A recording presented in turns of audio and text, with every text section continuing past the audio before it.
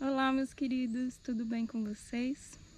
Aparecemos aqui de novo após 2 meses, mas como eu disse, é um pouquinho mais complicado fazer vídeos, mas eu senti bem forte em falar de uma árvore muito especial, que ela é nativa aqui da nossa região do Pampa, que é a sinacina.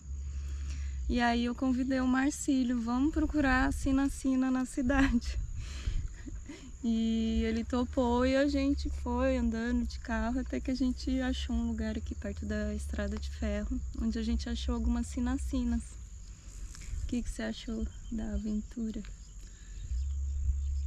Eu achei interessante, porque a gente vai andando assim e acha que vai encontrar sinacina, mas não encontra tão fácil. Aí de repente a gente vai andando nos lugares pouco alagados, e aí a gente vai encontrando espinídeo. E aí lá descansado a gente encontra 1, 2, 3 exemplares de sinacina. E ela é uma árvore bela, mas mais rara de se encontrar por aqui por enquanto. Então, a gente achou algumas, tem até algumas aqui atrás, mas elas estão bem no meio do mato. Então a gente resolveu ficar atrás da árvore irmã dela, que é o espinilho, que tá aqui, ó. É bem frondoso, bem bonito. E é isso, né? A sinacina aqui, ela gosta de andar com espinilho e de outras espécies que estão em lugares abertos. E essa questão é bem legal da gente começar a observar. No primeiro momento parece que é tudo um verde, né? Não diferencia uma árvore da outra. Mas quando a gente olha com mais atenção, a gente vê, né? A gente começa a observar aquela árvore, né? Se interessa por ela. E surgiu, né, para mim o interesse. Eu estava pesquisando sobre árvores nativas do Pampa, e a primeira árvore que me veio como intuição de falar, né, já tinha falado da corticeira do banhado há uns 2 anos atrás, até vou deixar a descrição do vídeo, mas que é uma árvore que tem umas flores vermelhas, ela é bem bonita, chama bastante atenção na floração, mas o espinilho não, desculpe, a sinacina não, ela é bem discreta, você olha, né, cheia de espinho, como o espinilho. E agora nesse período, né, ela tem uma floração, umas flores amarelas bem bonitas, mais pequenas, e não chama muita atenção. E essas flores amarelas ali, elas são melíferas, então elas chamam a atenção das abelhas, né, produzem mel. Então um dos ensinamentos ali, quando a gente pensa nessa questão da energia e do aprendizado através da observação da natureza, é isso, né? A doçura, o espinilho, a sinacina traz a doçura. Eu tô confundindo espinilho com sinacina. O espinilho também é uma espécie melífera, que ele é bem cheirosa, né? Tem um aroma bem gostoso as flores, e a sinacina também. E agora é um período que ela não tá com flores, ela inclusive já frutificou, são umas vagens, e agora as vagens estão até secas. Né, Marcílio? Você já tinha reparado na sinacina? Não. Na sua infância, o Marcílio é daqui da região do Pampa. Qual a sua relação com essa espécie? Te chamava atenção? Não, nunca tive na minha infância muita relação próxima com a sinacina. O mais que eu lembro é que o meu pai falava muito que Dom Pedrito, que é um município aqui próximo, era chamado às vezes da terra da sinacina, ou que tinha muita sinacina. Então era essa imagem que eu tenho, mas nunca eu presenciei sinacinas onde eu morei, onde eu andava, e até mesmo nunca foi uma árvore que eu acabei tendo um contato maior. Então para mim está sendo um bom contato, uma boa experiência, identificando e ficando um pouco perto dessa árvore. É legal que tem uma música de um cantor uruguaio, Carlos Benavides, que fala: En el país de la sinacina, te encontraré. Então, no Uruguai, por exemplo, na Argentina, a cinacina, ela é bem mais valorizada que aqui. Ela é uma espécie que é nativa. A distribuição dela é restrita ao continente americano, mas ela vem desde ali do sul dos Estados Unidos até o norte do México, aquela região do deserto ali, né? Um lugar bem seco, né? Com temperaturas bem quentes, com baixa quantidade de chuvas, então ela vem desde ali, um centro de origem natural, mas também tem um centro de origem aqui na região da Argentina, que possivelmente depois ela se expandiu para Uruguai, né? Tanto que é uma espécie bem presente lá. Levou até uma música, né? Bem bonita. Vou até colocar na descrição. Eu não coloco a música porque tem que pagar direitos autorais, aí não dá. E aqui no sul do Rio Grande do Sul, na região do Pampa, só que, como diz o Marcílio, ela não é tão abundante, então ela está ali distribuída na vegetação espalhada. E o que acontece? Essa espécie, ela foi distribuída para outras regiões ali.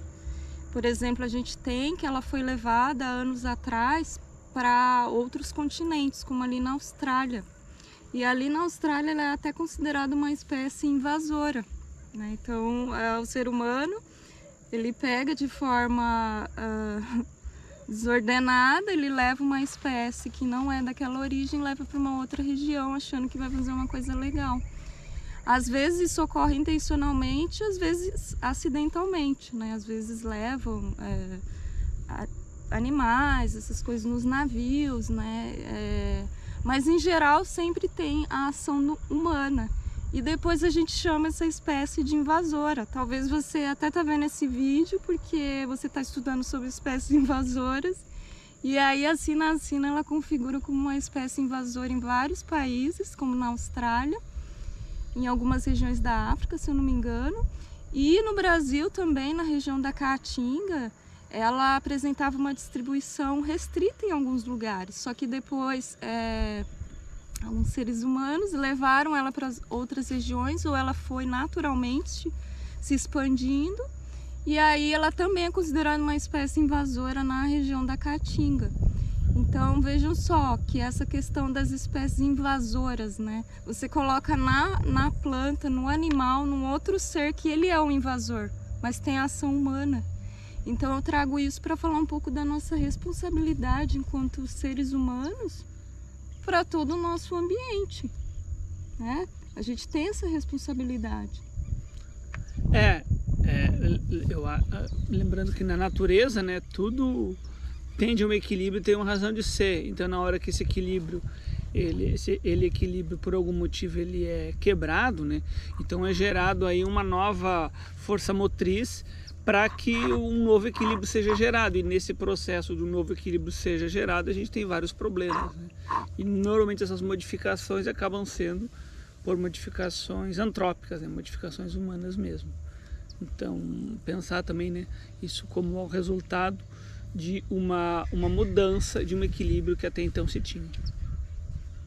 Essa questão que eu trago é sobre a responsabilidade nossa, que o Marcílio complementou, como seres humanos, que está tudo coordenado. A gente tem uma teia ecológica intrinsecamente ligada, e em muitos casos ela é muito frágil. Então, se você coloca um outro componente que não estava presente naturalmente, você vai desequilibrar essa teia. E aí a gente tem toda a questão da perda da biodiversidade, outras espécies que não conseguem conviver bem com aquela espécie, que ela tem maior habilidade de ocupar, e aí aquelas espécies vão perdendo espaço para essa que tem mais habilidade. Mas essa questão da gente olhar um outro organismo não como uma espécie invasora, não como um inimigo, mas até como uma questão, nós seres humanos, na maioria das vezes, causamos isso. E agora nós vamos ter que fazer algo que muitas vezes custa muito, tanto em termos do meio ambiente como em termos financeiros. É uma das maiores causas de perdas financeiras, assim, está relacionado com espécies invasoras. Então, o próprio ser humano, ele vai gastar mais dinheiro, vai girar toda uma coisa para tentar manter de volta um reequilíbrio que muitas vezes não se consegue, né? Aqui no Rio Grande do Sul, por exemplo, a gente teve a introdução de javali e hoje é muito sério, né? Tem alguns lugares que praticamente você não pode fazer atividade pecuária e outras atividades porque ocupam uma área muito grande. É verdade, tanto é que às vezes tem alguns programas aí que autorizam a caça, né, dos javalis, já que a população dele é muito grande, né? E a mesma coisa também o capim-anone, né, que tem uma história aí, né, falando em dispêndio de recursos, né, e até em termos econômicos mesmo, como atividade econômica, pecuária, por exemplo, nessa região do sul do Brasil, onde a infestação do capim-anone acaba prejudicando muito a atividade pecuária. Mas só que essa infestação ela não veio a partir de um equilíbrio natural, e sim de uma mudança de equilíbrio natural por uma introdução, até que se tem notícia errônea do capim-anone numa região onde não era própria para ele. E aí, consequentemente, a gente tem essa infestação do capim-anone. E a gente pensando na questão do aprendizado, né, da espécie, né, que é a sinacina, o nome científico dela é Parkinsonia aculeata. Então aqui a gente conhece sinacina, no Nordeste, por exemplo, ela é conhecida como turco, rosa de Jerusalém. Então ela tem muitos nomes, né, mas o nome científico que é o que dá a identidade, que ela vai ser conhecida por esse nome em qualquer lugar do mundo, Parkinsonia aculeata. E essa espécie, ela apresenta uma grande adaptação a diferentes ambientes. Por que ela se dá bem em tantos locais e ela passa a ser dominante? Porque ela consegue viver em região do deserto, né? Tanto que lá na região do deserto Sonora, ela é uma das espécies bem importantes. Ela consegue viver em lugares até com alto teor de salinidade. Ela consegue sobreviver com pouca água, né? Então ela tem uma capacidade de adaptação a diferentes ambientes muito grandes. Então, quando a gente vê o aprendizado dessa espécie, se adaptar a diferentes condições.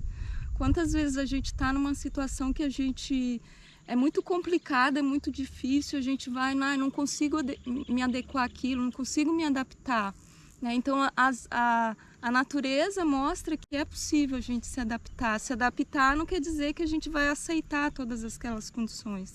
É diferente de uma árvore, mas que a gente vai conseguir viver em condições até inóspitas e vai conseguir e deve buscar com que tanto a gente como as outras pessoas que vivem naquelas condições inadequadas, que elas tenham uma vida melhor.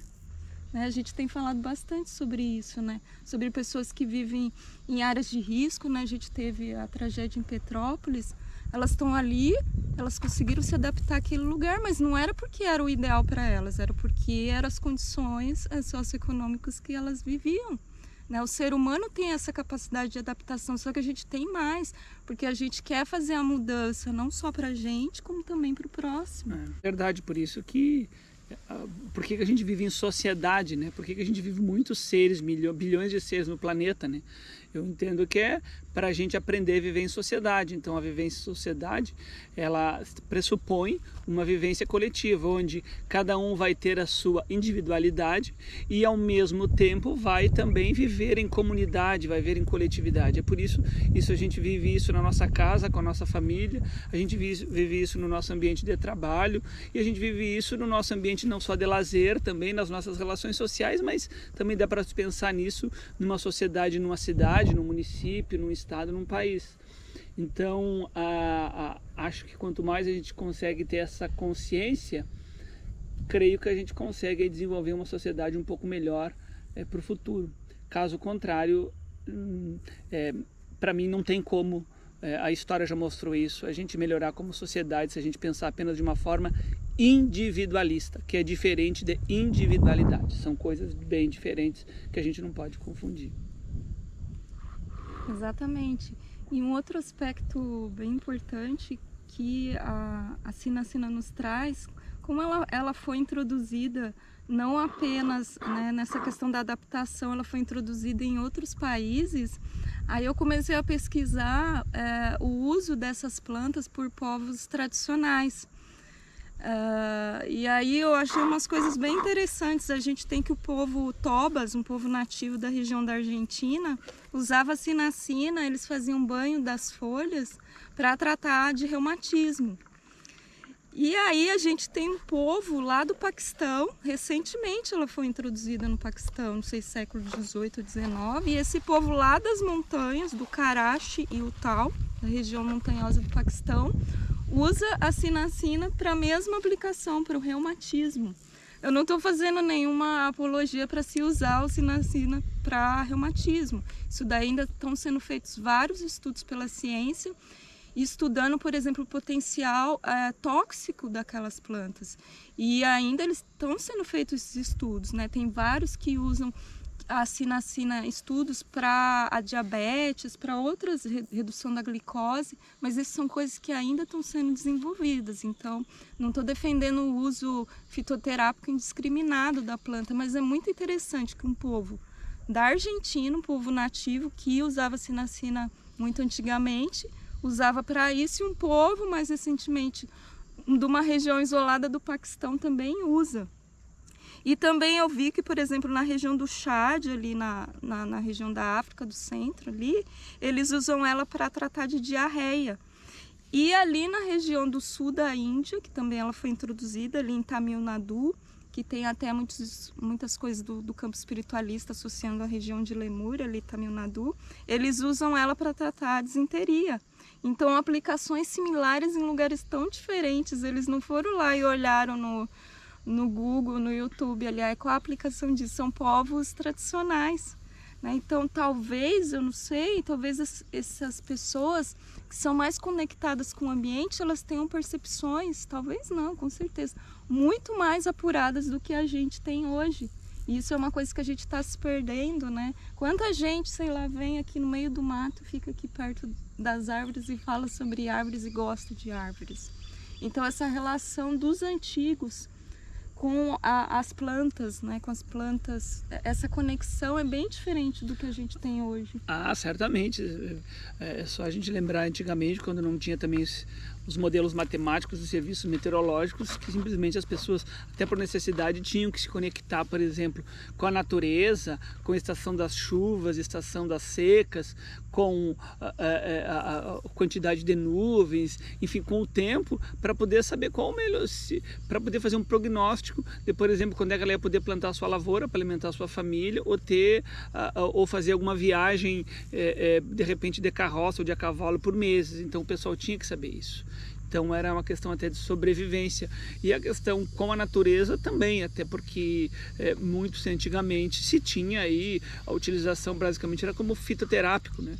Não sei se era com esse nome, mas as pessoas tomavam chás das plantas que tinham ao seu redor para diferentes doenças ou diferentes enfermidades. Então é muito comum a gente falar com pessoas mais antigas, né, que nasceram no início do século passado, por exemplo, e elas vão falar: toma chá disso, tá com dor em tal lugar, toma isso que é bom, toma isso que a minha afinada vovó dizia que era bom. Então essa conexão com a natureza era, além de uma questão como sobrevivência, garantia, inclusive, eu acho, um pouco desse equilíbrio que se tinha. E obviamente que hoje, né, a gente, a partir do avanço da medicina, certamente se consegue hoje ter efeitos benéficos para a saúde humana muito mais que antigamente. Mas ao mesmo tempo isso não está se dizendo que a gente deva perder o contato com o nosso entorno, com o nosso ambiente, porque na hora que a gente perde o entorno no contato com o ambiente que a gente vive, a gente vai acabar sendo transferido para bolhas, e essas bolhas uma hora pode estourar. É legal nessa questão da conexão com a sinacina, que a gente tem povos, por exemplo, ali da região do deserto do Sonora, ali no México, no sul dos Estados Unidos, tem o povo Tohono O'odham, não sei se é assim que fala. Eles utilizavam tradicionalmente as vagens da sinacina, então talvez faziam uma sopa de legumes, alguma coisa, né? Uma sopa de vagem, eles usavam para alimentação. As folhas, hoje, elas são usadas para alimentação do gado, na região da Caatinga, possivelmente aqui talvez também tenha uma aplicação para o gado. A sinacina, ela tem bastante espinhos, assim. Então, por exemplo, para arborização de cidades, em vias públicas, geralmente não é recomendado, né, se utilizar essa espécie, porque por conta dessa grande quantidade de espinhos. Mas em outros lugares, na região de origem nativa, a sinacina, dentre esses benefícios, né, dela se adaptar, ela pode ser uma espécie utilizada para a recuperação de áreas degradadas, por conta dessa flexibilidade que ela tem. Por exemplo, a madeira dela, ela é dura o suficiente para você utilizar até para fazer algumas ferramentas, mas ao mesmo tempo ela tem uma maleabilidade, você pode usar para fazer uma enxada. Então essa questão da madeira mostrando a flexibilidade. Eu sou forte, sou resistente, mas eu sou flexível. Ela tem uma super vitalidade. Depois eu vou mostrar no final do vídeo algumas cenas que mostram o caule dela. Ela é conhecida até como palo verde mexicano, porque os galhos dela são verdes, os galhos mais jovens. Eles mantêm o verde, além das folhas. Então ela tem uma capacidade de fazer fotossíntese enorme, porque o quê? Eu tenho vitalidade, eu preciso sobreviver nessas condições inóspitas. Então a vitalidade dela na forma da fotossíntese é bem grande, né? Então por isso que é chamada de palo verde mexicano. Então são muitas as aplicações, assim, eu fiquei fascinada, porque você olha, você não presta muita atenção numa árvore entre tantas outras aqui nas matas do Pampa. E ela tem história. Ela foi uma espécie que eu vi alguns estudos, não sei se é verídico, se é a mesma Parkinsonia culeata, mas ela foi plantada no jardim do imperador Azteca, né, do rei Azteca, não sei como chamava. Ela era uma das espécies sagradas. Ela tem umas folhas que você olha de longe, parece umas peninhas. Então era a árvore conhecida como a planta de Quetzalcoatl, que era o deus serpente emplumada, um deus azteca sagrado, que alguns de vocês devem conhecer. Era uma árvore sagrada porque por conta de parecer como se fosse penas, né? O deus serpente emplumada. Então vejam a história que tem essa espécie. Ela foi utilizada por povos antigos, ela é utilizada ainda hoje. Ela é rotulada como uma planta invasora. Será que rotular uma espécie e esquecer todos os outros aspectos por conta de uma atividade humana irresponsável? Então é isso que eu quero deixar para vocês. Muitas espécies a gente considera como invasoras, mas será que o invasor às vezes não somos nós mesmos, né, que causamos toda essa bagunça? Então cabe a nós fazermos essa mudança, colocarmos essa responsabilidade não apenas sobre as árvores, mas por todo o meio ambiente. É verdade, a responsabilidade, eu acho que ela vai aumentando na medida que a gente tem capacidade de pensar e refletir e chegar a conclusões. Então, quanto mais condições tem da gente tem de pensar sobre alguma coisa, maior é a responsabilidade que a gente vai ter sobre as suas consequências, né? Então, por isso que a gente não culpa uma planta, um animal, por uma determinada ação que a gente considere inadequada, porque a gente tem capacidade, a gente é o único animal que tem capacidade de raciocinar, de pensar e a partir daí poder fazer alguma coisa. E essa nossa capacidade de pensamento e reflexão está relacionada não só com a nossa adaptação ao longo dos tempos, né, no nosso planeta, mas principalmente ela está relacionada também com a nossa melhora de condições de vida como sociedade, como coletividade, que eu entendo que a divindade ou qualquer outros seres aí que pode ter nos criado, para mim um dos principais objetivos é isso, é a gente poder se desenvolver no aspecto mais profundo da palavra e não um aspecto às vezes superficial, como é falado, a gente desenvolver como sociedade, desenvolver o máximo do nosso potencial humano em equilíbrio, obviamente, com o nosso ambiente que está na nossa volta, que na verdade acho que não está na nossa volta, na verdade a gente faz parte do ambiente, nós também somos o ambiente. E quando a gente, ela se expandiu para outras áreas, né, como é o caso da Caatinga, será que essas áreas que elas não se expandiu agora, elas foram extremamente perturbadas, elas ficaram áreas paupérrimas, e aí uma das poucas espécies que consegue ficar nessa região seja a sinacina, por conta dessa força de adaptação, de flexibilidade que ela tem? Então será que a gente não alterou o ambiente de tal forma que aí a gente não permitiu que outras espécies que precisam de condições mais especiais se desenvolvam? Então colocar como uma única espécie esse aspecto, esse peso, é uma coisa para a gente repensar. E que a gente tenha muito respeito a essa espécie. Eu também pesquisei, ela surgiu há 40,3 milhões de anos. Eu não sei em relação a todas as espécies do mundo vegetais, se ela é antiga ou se ela é mais recente, mas 40,3 milhões. A gente, espécie humana, Homo sapiens sapiens, eu não sei agora, vou colocar depois na descrição, mas talvez sejam 100 mil anos atrás que surgiu a espécie humana. Nós somos uns bebês, imagina, ela surgiu há 40 milhões de anos. Quanta experiência, quanta coisa essa espécie, quando a gente fala em termos de espécie, da história, das memórias dessa espécie, ela não viu? Então vamos ter respeito, vamos ter amor, vamos cuidar, vamos tornar esse ambiente melhor, não só para a gente, mas para tudo, para todos. É isso aí mesmo. Eu acho que a gente tentando sempre conhecer, eu acho que conhecer e cada vez mais se interagir com o nosso ambiente, se identificar com o ambiente. Para valorizar mais. É porque valorizar o ambiente é valorizar nós mesmos, né? Porque nós somos todos, eu acho que, o mesmo organismo. Então, quanto mais a gente conhece, mais se respeita, mais a gente se desenvolve. Acho que isso é interessante. É isso aí, meus queridos. Espero que vocês tenham gostado dessa conversa, para trazer algumas reflexões. Se vocês gostaram, se quiserem, curtam. Se quiserem, compartilhem com os amigos, se acharem interessante o conteúdo. E se gostarem ainda mais, se inscrevam no canal, que a gente comenta sobre esses temas da espiritualidade, mas tentando ter uma visão abrangente, utilizando até alguns aspectos de leitura científica para a gente se embasar, porque nós não estamos em bolhas, nós temos que nos integrar e não nos separar. Um grande beijo para vocês. Até logo. Em O Chamado das Árvores, Dorothy McLean comenta a comunicação com uma árvore. Una-se a nós, as árvores, onde e quando nos avistar. Isso é bom para nós e bom para o nosso relacionamento. Repare em nós, veja-nos com novos olhos, note como crescemos. Isso ajudará a absorver nossa qualidade singular. Todos são parte do todo, mas o interessante é a diversidade das partes. A filosofia e a vida das plantas de um país têm mais afinidade do que você pode supor. Agora, nesses tempos de globalização, é preciso não perder a essência de cada contribuição singular.